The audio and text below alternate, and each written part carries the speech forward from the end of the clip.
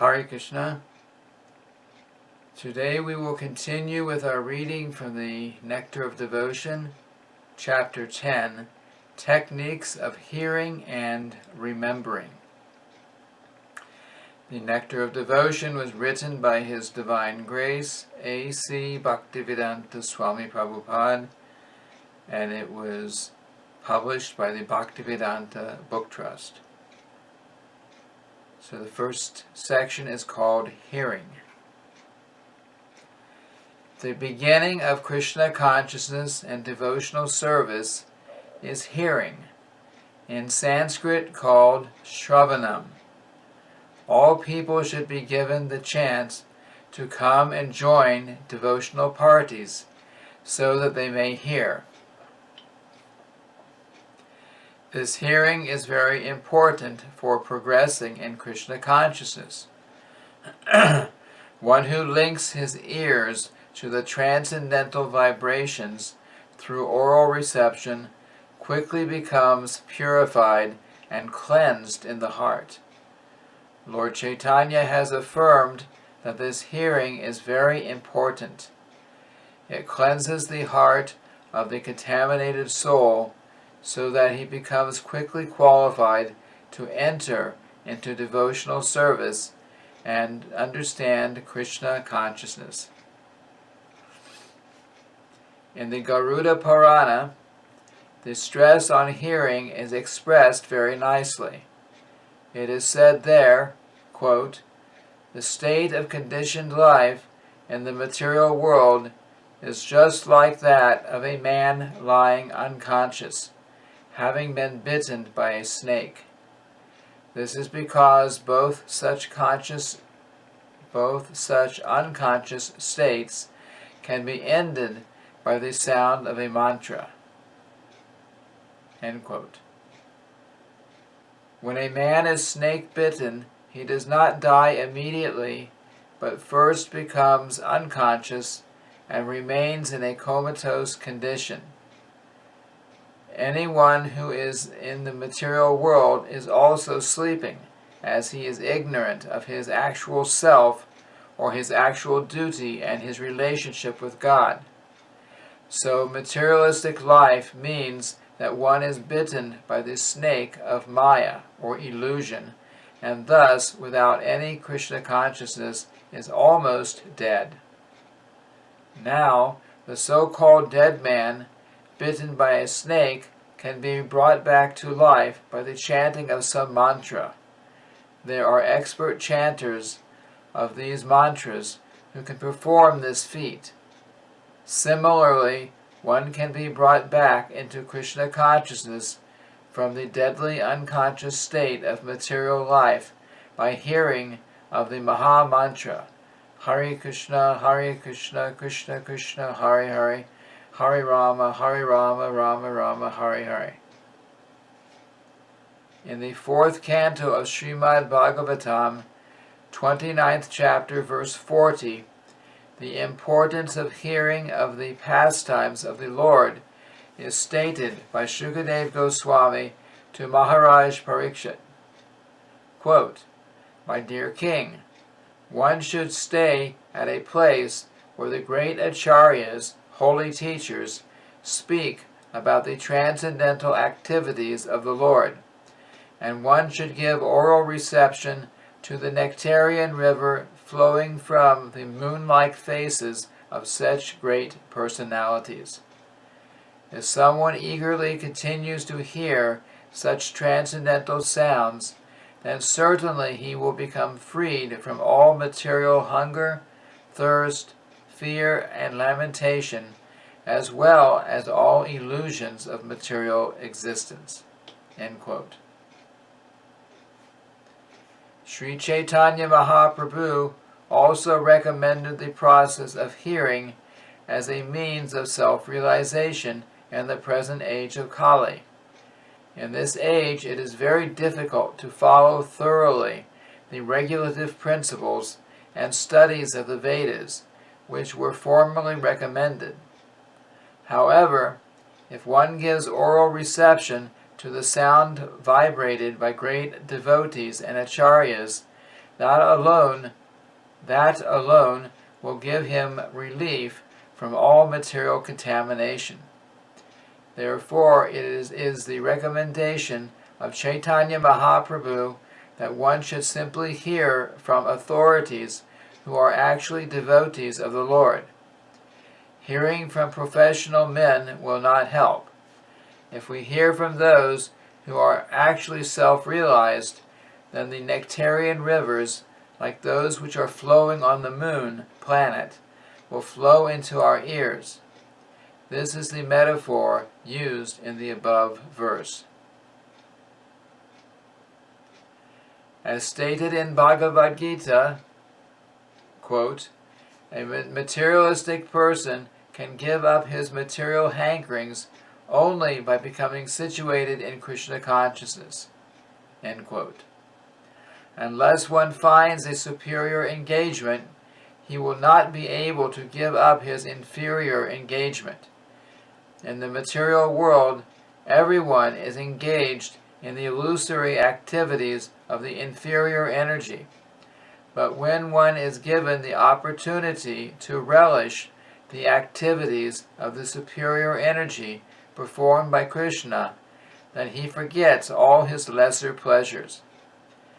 When Krishna speaks on the battlefield of Kurukshetra, to the materialistic person it appears that this is simply talk between two friends, but actually it is a river of nectar flowing down from the mouth of Sri Krishna. Arjuna gave oral reception to such vibrations, and thus he became freed from all the illusions of material problems. In the 12th canto of Srimad Bhagavatam, 3rd canto, verse 15, it is stated, quote, a person who desires unalloyed devotional service to Lord Krishna, who is praised by transcendental sound vibrations, should always hear about his glorification and transcendental qualities. This will surely kill all kinds of inauspiciousness in the heart, end quote. Next section. Expecting the Lord's mercy. In the 10th canto, 14th chapter, verse 8, it is said, quote, my dear Lord, any person who is constantly awaiting your causeless mercy to be bestowed upon him, and who goes on suffering the resultant actions of his past misdeeds, offering you respectful obeisances from the core of his heart, is surely eligible to become liberated, for it has become his rightful claim. End quote. This statement of Srimad Bhagavatam should be the guide of all devotees. A devotee should not expect immediate relief from the reactions of his past misdeeds. No conditioned soul is freed from such reactionary experiences, because material existence means continued suffering or enjoying of past activities. If one has finished his material activities, then there is no more birth. This is possible only when one begins Krishna conscious activities, because such activities do not produce reaction. Therefore, as soon as one becomes perfect in Krishna conscious activities, he is not going to take birth again in this material world. A devotee who is not perfectly freed from the resultant actions should therefore continue to act in Krishna consciousness seriously, even though there may be so many impediments. When such impediments arise, he should simply think of Krishna and expect his mercy. That is the only solace. If the devotee passes his days in that spirit, it is certain that he is going to be promoted to the abode of the Lord. By such activities, he earns his claim to enter into the kingdom of God. By such activities he earns his claim to enter into the kingdom of God. The exact word used in this verse is dayabak. Dayabak refers to a son's becoming the lawful inheritor of the property of the father.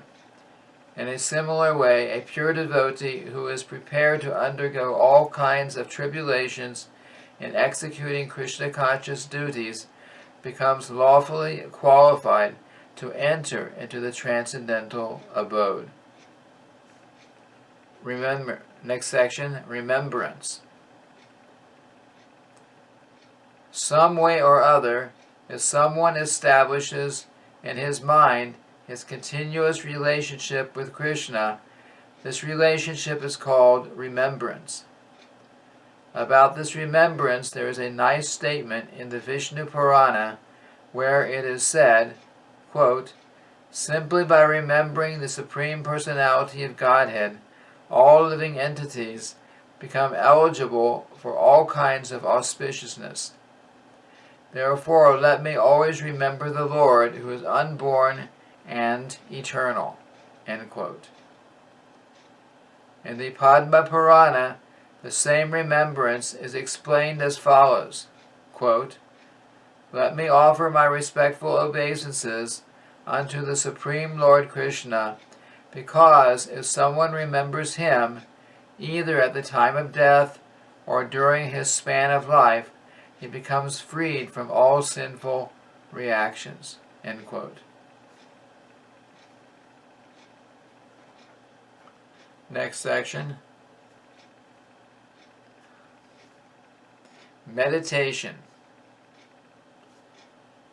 To meditate means to engage the mind in thinking of the form of the Lord, the qualities of the Lord, the activities of the Lord, and the service of the Lord. Meditation does not mean anything impersonal or void. According to Vedic literature, meditation is always on the form of Vishnu. In the Nrsimha Purana, there is a statement about meditation on the form of the Lord. It is said there, quote, "Meditation focusing on the lotus feet of the Supreme Personality of Godhead has been accepted as transcendental and beyond the experience of material pain and pleasure. By such meditation, even one who is grossly miscreant can be delivered from the sinful reactions of his life." End quote. In the Vishnu Dharma, there is a statement about meditation on the transcendental qualities of the Lord. It is said, quote, "Persons who are constantly engaged in Krishna consciousness and who remember the transcendental qualities of the Lord become free from all reactions to sinful activities, and after being so cleansed, they become fit to enter into the kingdom of God." End quote.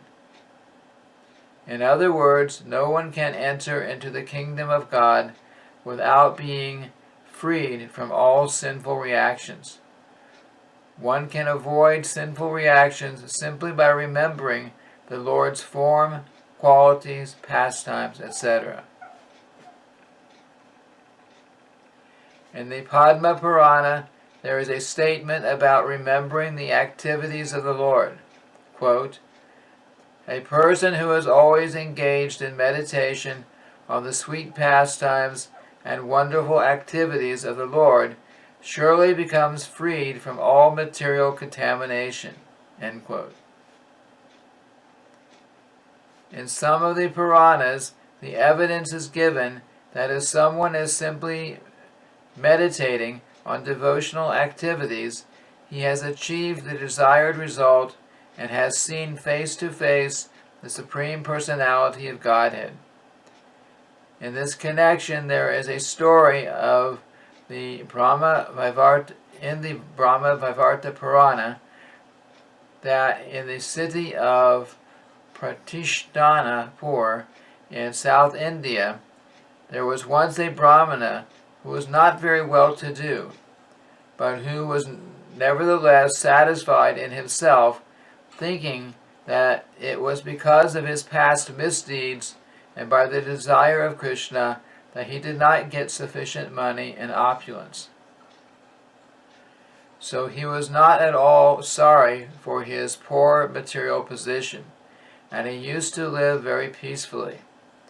He was very open-hearted, and sometimes he went to hear some lectures delivered by great realized souls.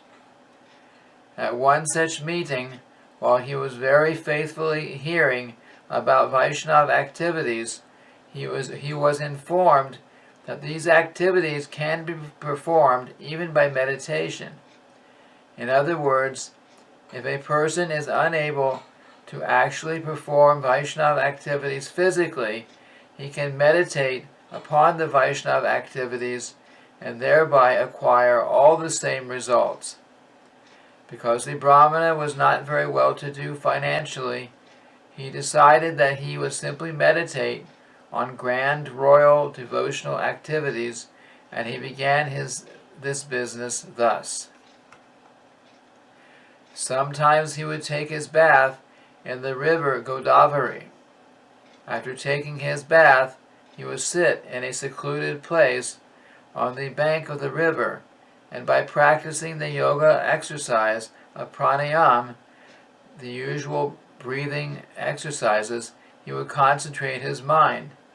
These breathing exercises are meant to mechanically fix the mind upon a particular subject. That is the result of the breathing exercises, and also of different sitting postures of yoga. Formerly, even great ordinary persons used to know how to fix the mind upon the remembrance of the Lord, and so the Brahmana was doing this. When he had fixed the form of the Lord in his mind, he began to imagine in his meditations that he was dressing the Lord very nicely in costly clothing, with ornaments, helmets, and other paraphernalia. Then he offered his respectful obeisances by bowing down before the Lord. After finishing the dressing, he began to imagine that he was cleansing the temple very nicely. After cleansing the temple, he imagined that he had many water jugs made of gold and silver, and he took all those jugs to the river and filled them with the holy water.